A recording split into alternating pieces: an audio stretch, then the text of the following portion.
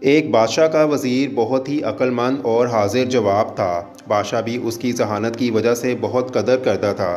ایک دفعہ بادشاہ نے وزیر سے قومی خزانے کا حساب مانگا تو اس میں پورے 5,000 دینار کا فرق آ رہا تھا۔ بادشاہ نے وزیر سے کہا کہ اتنی ساری رقم کہاں خرچ کی؟ وزیر نے بادشاہ سے کہا کہ آپ کے جلال کی قسم میں نے اپنی ذات پر 1 روپیہ بھی خرچ نہیں کیا۔ اس دربار سے جو بھی مفلس خالی ہاتھ واپس جاتا تھا تو میں چپکے سے ان کی مدد کر دیتا۔ بادشاہ نے جب یہ سنا تو غصے سے پاگل ہو گیا اور وزیر سے کہا کہ تمہاری جرت کیسے ہوئی کہ میری اجازت کے بغیر میری رعایا میں خزانہ بانٹ دو؟ میں تجھے سولی پر لٹکا دوں گا۔ لہٰذا بادشاہ نے اسے قید کر دیا۔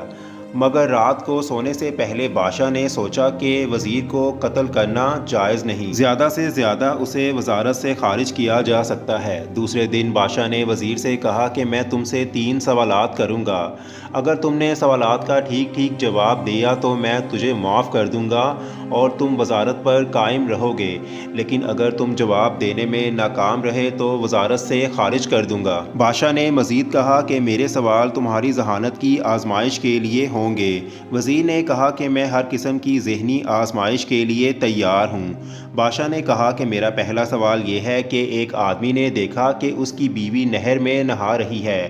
آدمی نے اپنی بیوی سے کہا کہ اگر تم اس پانی میں ٹھہری رہی تو تب بھی تجھے طلاق ہے، اور اگر تم اس نہر سے باہر آئی تو تب بھی تجھے طلاق ہے، لیکن دونوں ہی صورتوں میں اس عورت کو طلاق نہ ہوئی۔ کیا تم بتا سکتے ہو کہ ایسا کیسے ممکن ہوا؟ وزیر کچھ دیر خاموش رہا اور پھر بولا کہ پانی میں ٹھہر جانے کی صورت میں اسے اس وجہ سے طلاق نہیں ہو سکتی کیونکہ نہر کا پانی ساکت حالت میں نہیں ہے اور نہر کا پانی مسلسل بہہ رہا ہے، اور وہ پانی جو طلاق دینے کے وقت موجود تھا وہ آگے بہہ چکا تھا، اس لیے پانی میں رہنے کے باوجود اسے طلاق نہیں ہوئی۔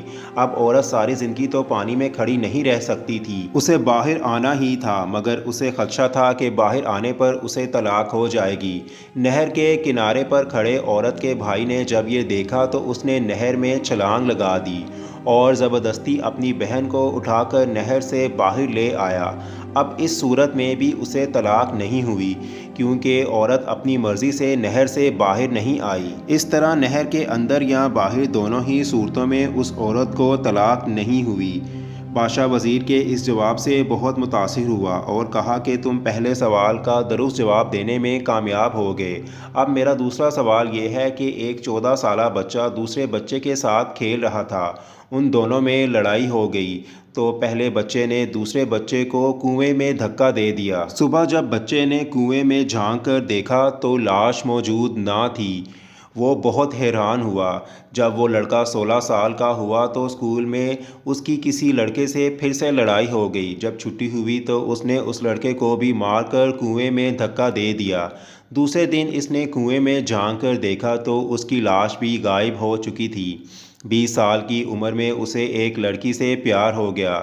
شادی کے بعد لڑکی کسی دوسرے آدمی سے ملنے لگی تو لڑکے کو اپنی بیوی پر بہت غصہ آیا۔ اس نے اپنی بیوی کو مار کر بھی کنویں میں پھینک دیا۔ دوسرے دن اس نے کنویں میں جا کر دیکھا تو اس کی بیوی کی لاش بھی غائب ہو چکی تھی۔ 30 سال کی عمر میں اس آدمی کا اپنے بڑے بھائی سے جھگڑا ہو گیا۔ اس نے اپنے بھائی کو دھکا دیا تو دیوار پر لگنے سے اس کے بھائی کا سر پھٹ گیا اور وہ مر گیا۔ اس نے اپنے بھائی کو بھی اسی کنویں میں پھینک دیا، لیکن اگلے دن کنویں سے اس کی لاش غائب نہیں ہوئی تھی۔ کیا تم بتا سکتے ہو کہ اس کے بھائی کی لاش غائب کیوں نہیں ہوئی؟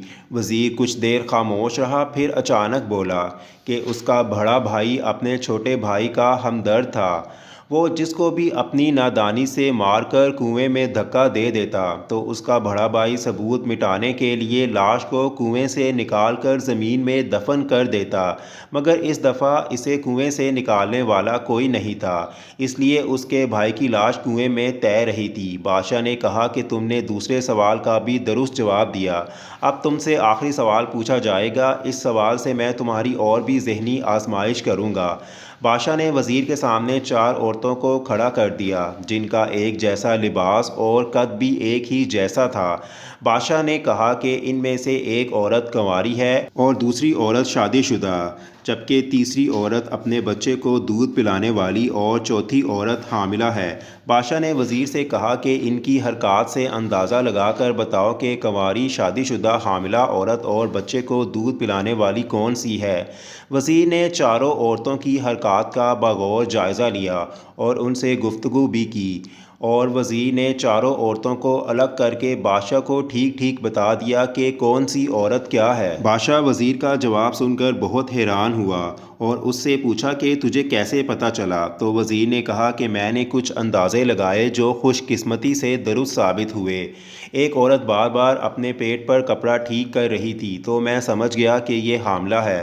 دوسری عورت بار بار اپنے سینے پر ہاتھ رکھ رہی تھی جیسے اسے درد ہو رہا ہو تو میں نے اندازہ لگا لیا کہ یہ اپنے بچے کو دودھ پلانے والی عورت ہے۔ تیسری عورت سے جب میں نے گفتگو کی تو وہ آنکھوں میں آنکھیں ڈال کر بات کر رہی تھی تو مجھے لگا کہ یہ شادی شدہ عورت ہے۔ جبکہ چوتھی عورت سے جب میں نے بات کی تو وہ نیچے دیکھ کر مجھ سے بات کر رہی تھی تو مجھے پتہ چلا کہ یہ عورت مرد سے گفتگو کرنے کی عادی نہیں اور کنواری ہے۔ بادشاہ نے کہا کہ تم 3 سوالات کے درست جواب دینے میں کامیاب ہو گئے ہو، اس لیے تجھے وزارت کے عہدے پر بحال کیا جاتا ہے۔